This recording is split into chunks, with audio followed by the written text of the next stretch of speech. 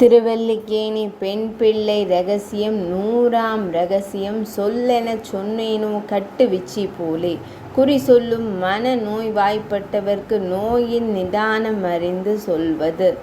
காடுகளில் கிடைக்கும் தாவர விலங்கு வழி மருந்து பொருள்களை சேகரித்து விற்பது. இதையெல்லாம் செய்யும் குறமாதர்களை கட்டுவிச்சி என்பர்.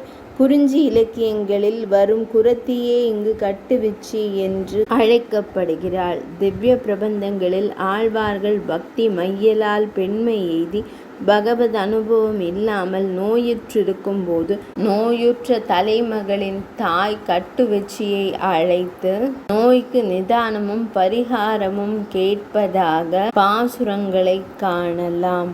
அவர்கள் நோய்க்கு காரணம் அதன் மாற்றுகளை கூறுவார்கள். கட்டுவிச்சிகள் வைஷ்ணவ கட்டுவிச்சி தேவதாந்திர கட்டுவிச்சி என்று இரு வகையினராக காணப்படுவர். நீர்ப்பாறை யாமினி திருவாய் 4-6 பதிகத்தில் வரும் கட்டுவிச்சி தேவதாந்திர பூஜை செய்து தலைமகளை அழைக்க பார்க்கிறாள். சிறிய திருமடலிலும் திருநெடுந்தாண்டகத்திலும் தாய்மார் கட்டுவிச்சியை அழைப்பதாக பாசுரம் காணலாம். இவர்கள் ஸ்ரீ வைஷ்ணவ கட்டுவிச்சிகள். திருமங்கையாழ்வாரின் தாய் பேசும் பாசுரம் திருநெடுந்தாண்டகத்தின் 11ஆம் பாசுரம். மட்டுவிக்கி மணிவண்டு முரணுங் கூந்தல் மடமான இது செய்தார் தம்மை மெய்யே கட்டுவிச்சி சொல்லென அழைத்து தன் மகள் படிகளை சொல்லி என் மடமானை இது செய்தார் மெய்யே சொல்வாய் என்று கேட்க அந்த கட்டுவிச்சியும் தாமதிக்காமல் கடல் வண்ணனான எம்பெருமான் செயலிது என்று உண்மையை கூறினாள். தெய்வனன் நோய் இது கொண்டாட வேண்டும் என்று ஒழிக்காமல் கூறினாள்.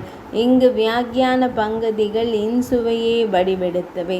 சொல்லென மகிழ்வித்து கேட்க வேண்டும் வார்த்தையை சொல் என ஏவச் சொல்லால் எம்பெருமானாரை போலவும் கீதோபனிஷதாச்சாரியன் போலையும் காணும் இக்கட்டுவிச்சி வைபவம் இருப்பது.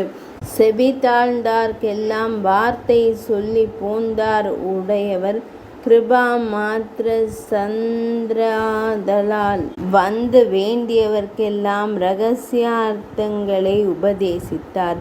கீதோபனிஷதாச்சாரியான் ஸ்ரீகிருஷ்ணன் ருசியை பிறப்பித்து வார்த்தை சொல்லி போந்தான்.